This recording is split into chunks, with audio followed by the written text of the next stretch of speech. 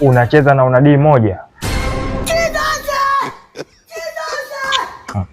Yaani siku zote ulikuwa unanificha matokeo yako ya form 4.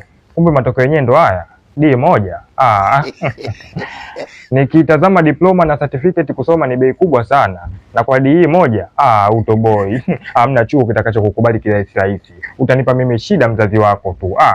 Naam, karibuni tena katika chuo chetu cha Yuzo Institute of Technology. Chuo chetu kinatoa mafunzo na kozi mbalimbali ikiwemo Hotel Management, Business Administration, IT yani Information System na Public Administration.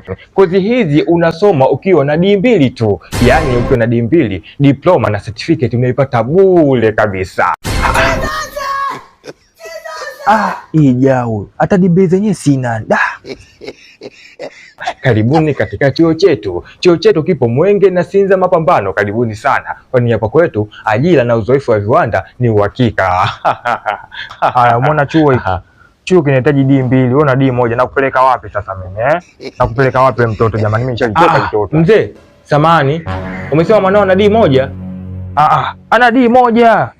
Au muona vibaya katika cheti Hebu sisi tuangalie wenye vio vyetu, maana tunajua sisi kuangalia D2.